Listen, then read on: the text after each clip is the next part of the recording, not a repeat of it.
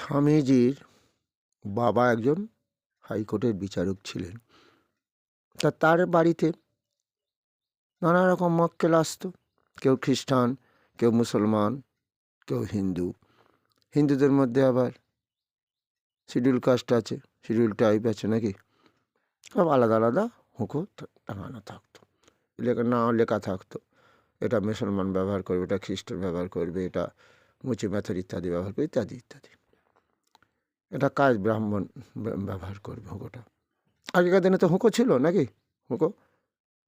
স্বামীজি বলছেন, দেখো তোমরা জাত পাত নিয়ে এত লড়াই করছো, পরমেশ্বর একজনই। ঠাকুর রামকৃষ্ণের কথা, যত মত তত পথ। ঈশ্বর একজন, তার কাছে যাবার পথগুলো একটু আলাদা ধরনের। মুসলমান 5 ওয়াক্ত নামাজ পড়ে তার কাছে যাবে, হিন্দু কি করে, নানান দেব দেবীর পুজো করে তাকে পাবার চেষ্টা করে। যদিও আমরা কলিযুগে রয়েছি, তো গৌরাঙ্গ মহাপ্রভু বললেন, হরের নাম হরের নাম হরের নাম কৈবলম কলৌ নাস্তে বা গতির না। আবার মহাপ্রভু একটি সুন্দর কথা বললেন, যে মৃত্যুর পর তোমাদের হরিনাম হয়, সেটাই ইষ্ট নাম, ইষ্ট মন্ত্র। সেই হরিনাম সংকীর্তন করো, দেহ দিয়ে সুখ পাবে, শান্তি পাবে, মৃত্যুর পর পরম গতি লাভ করবে। যাক, স্বামীজির কথাটাই আসি আবার। এই হচ্ছে আমাদের শাশ্বত সনাতন ধর্ম। প্রত্যেকটা হুঁকো টানলেন, বলছেন কই আমার তো জাত গেল না। সেই জন্য শাশ্বত সনাতন ধর্ম। আজকে আমরা মর্মাহত, দীপু দাসকে নির্মমভাবে হত্যা করলো, আমরা মর্মাহত। এ কি হচ্ছে সনাতন ধর্মের ওপর অত্যাচার? এটা তো কোরআন বলেনি। আজকে মহাপ্রভু, এইরকমই মহাপ্রভুর উপর অত্যাচার হয়েছিল।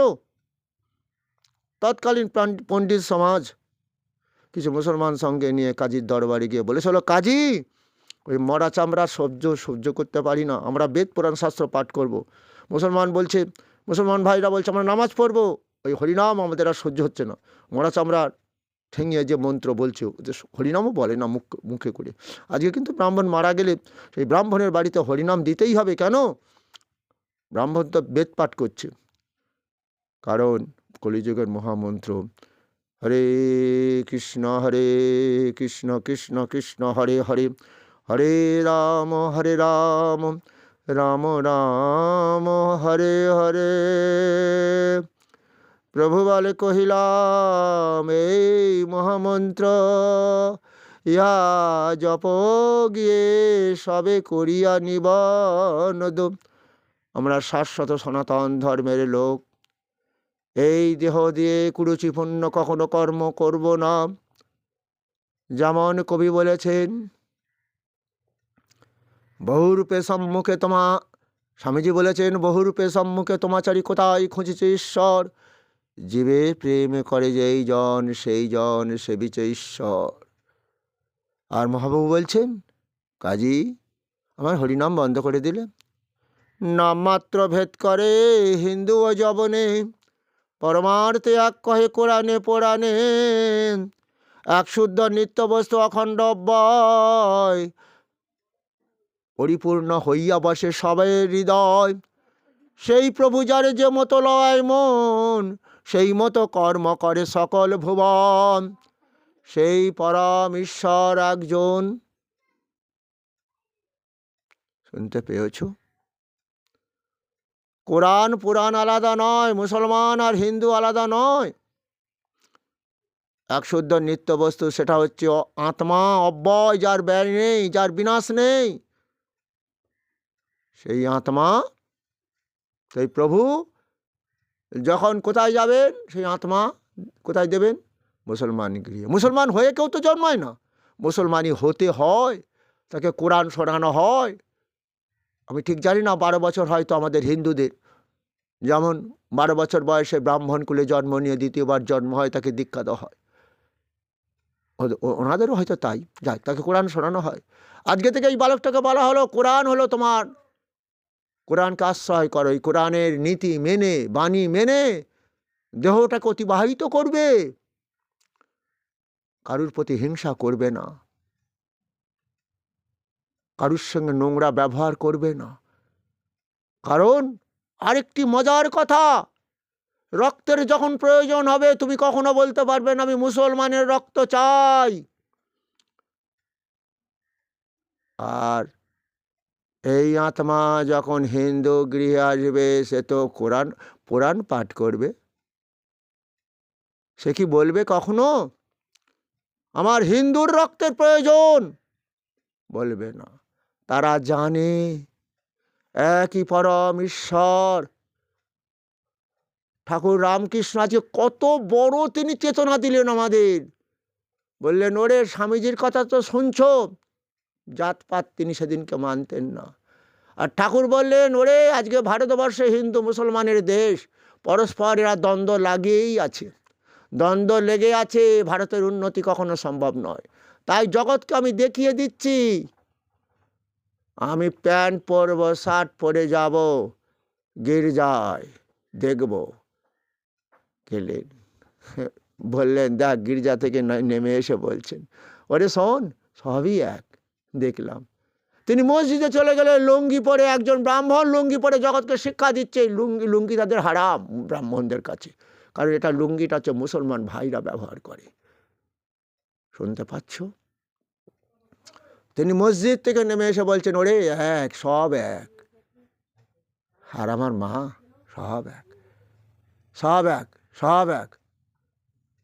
হ্যাঁ, ভজ রাম কৃষ্ণ, বল রাম কৃষ্ণ, লহ রাম কৃষ্ণের নাম রে, যত মদ তত পথ। এই জন্যই এই শাশ্বত সনাতন ধর্ম, এই ধর্মের উপর যুগে যুগে অত্যাচার হয়ে আসছে। এক সময় 17 বার, আজকে দীপু দাস একলা মরেছে, 17 বার ভারতবর্ষ আক্রমণ করেছে। কি গো, নাম জানো তার? কি বুঝতে পেরেছ?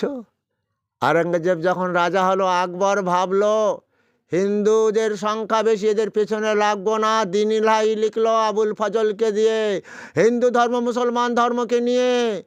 পরবর্তীকালে হয়তো কি হলো, আবুল ফজলকে মেরে দেওয়া হলো, দিন ইলাহিকে ধ্বংস করে দেওয়া হলো। আকবর ভাবলো এবার পতন আরম্ভ হবে।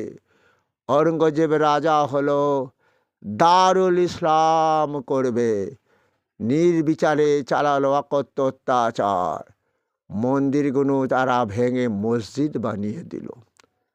তবুও সেই শাশ্বত সনাতন ধর্ম আছে, থাকবে। ওই বৃন্দাবন যেটা দেখছো মন্দির না, ওটা ছিল না। সব ওই আমার বাবাজিরা কি করেছিল জানো?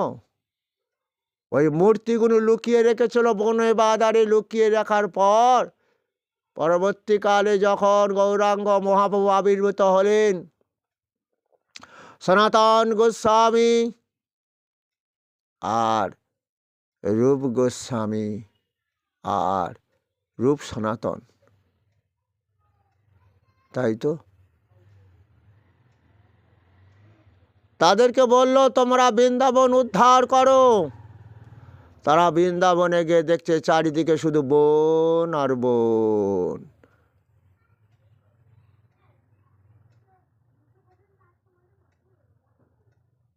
বন কাটতে কাটতে দেখছে কত মন্দির আর কত বিগ্রহ বনের মধ্যে লুকানো রয়েছে। বুঝতে পারলেন অন্তর্যামী ভগবান? তাই আমার এই রূপ সনাতন তৎকালীন হোসেন শাহের দরবারে তারা চাকরি করতেন। এক সময় বললেন আমাদের ছুটি দাও, ছুটি তো দেবে না। পরবর্তীকালে তারা পাইলে এলো, তাদের কোটি কোটি টাকা স্বর্ণ মুদ্রা পেল, তাই দিয়ে কি করলো জানো? এই বৃন্দাবনের যত সুন্দর সুন্দর মন্দির দেখছো তৈরি হলো। আর এলো লালা জগৎ শেঠ মুর্শিদাবাদের, কোটি কোটি টাকা ইনভেস্ট করে আজকে মন্দিরগুলো তৈরি করেছে। এইভাবে আমাদের সনাতন ধর্মের উপর অত্যাচার হচ্ছে। যে পাপ করেছে তাকে শাস্তি দাও, এটা আমি বলবো। কিন্তু সে যে সংখ্যালঘু বলে এইভাবে তোমরা মারছো। কিন্তু তোমরা কি জানো আজকে যে সংখ্যালঘুদের উপর অত্যাচার করছে, একটা ভালো ডাক্তার দেখাতে গেলে তোমার মেয়েটা বাঁচবে না, এমন রোগ হয়েছে, সে হিন্দুই হয়তো, তাকে দেখাতে গেছো তো কে গো? তবুও ভারতবর্ষের ডাক্তাররা বলেছিল বাংলাদেশের সঙ্গে যতই গণ্ডগোল হোক রাজনীতি ক্ষেত্রে, আমরা ডাক্তার, আমরা সেবা করবার জন্য এসে জন্ম নিয়েছি, আমরা ফোনের মাধ্যমে সেবা করব। কোনো রোগী আমাদের ফোন করুক, তাদের সমস্যার সমাধান আমরা ফোনের মাধ্যমে করে দেব। বলেছ তো, বলেছ আমাদের ভারতবর্ষ কোন ধর্ম? মেরেছ কলসির কানা, তাই বলে কি প্রেম দেব না? আয় রে মাধায় আমার বুকে আয়। জানি এটা ভাগবতে লেখা আছে, আমাদের গ্রন্থে লেখা আছে, মুসলমানদের কোরআনে যেমন লেখা আছে 12টা সূর্যের মুখ হবে, এইভাবেই তারা ধ্বংস হয়ে যাবে। আর হিন্দুদের বলছে 12টার সূর্যের সমতাপ পড়বে, এতেই পৃথিবী ধ্বংস হয়ে যাবে। দেখছো না আমেরিকা, রাশিয়া, গ্লোবাল ওয়ার্মিং কি ভয়াবহ রূপ ধারণ করে তাদের ধ্বংস করে দিচ্ছে। হ্যাঁ কি গো, বলো বলো। যে আমেরিকা লাদেনকে তৈরি করে বিশ্ব ব্রহ্মাণ্ডকে হামার করবে তৈরি করেছিল, শেষ পর্যন্ত লাদেনকে মেরে দিল। চিনতে পেরেছো আমেরিকাকে? এখন ইসরায়েলকে অস্ত্র দিচ্ছে, তোমরা ওই গাজা দখল করো, ফিলিস্তাইনদের মেরে তারা টাকে করে দিয়ে আসছে। আর আমার সনাতন ধর্ম কাঁদে কাঁদে, এটা তারা সহ্য করে না। ওরা মনে করে সেই নজরুলের কথা, একই বিনতে দুটি কুসুম, হিন্দু মুসলমান, হিন্দুর তার নয়নের মণি, মুসলমান তার প্রাণ। একজন হিন্দুর রক্তের প্রয়োজন হলে সে কখনো বলবে না আমার হিন্দুর রক্ত দাও, সে বলবে রক্ত দাও। রক্তের জন্য যেমন কোনো জাত নেই, মানুষের জাত থাকতে পারে না, নিশ্চয়ই একজনই সেই ঈশ্বর। হিন্দু বলে ঈশ্বর ভগবান, মুসলমান বলে আল্লাহ, খ্রিস্টান বলে লর্ড বা প্রভু। আগামীকাল সেই 25শে ডিসেম্বর মনে আছে, তারই শিষ্যরা তাকে ধরিয়ে দিল। তবুও সে বলেছিল হে ঈশ্বর, এরা কি করছে জানে না, তুমি এদের ক্ষমা করো। কত বড় জ্ঞানের কথা। হ্যাঁ, আজকে শাশ্বত সনাতন ধর্ম তারাও এসে আমাদের এখানে নির্বিচারে সব খ্রিস্টান ধর্ম গ্রহণ করাচ্ছে। কিন্তু না, এটা নয়। বাইবেলে লেখা আছে, যিশু বলছেন, ভগবান যিশু বলছেন, জাতপাত দেখো না, সেবা করো, সেবা করো, সেবাই হচ্ছে শ্রেষ্ঠ ধর্ম। ভিডিওটা বড় হয়ে যাবে, আর একটা ভিডিও আমি আবার ছাড়ছি, যিশুর বাণী নিয়ে লিখব।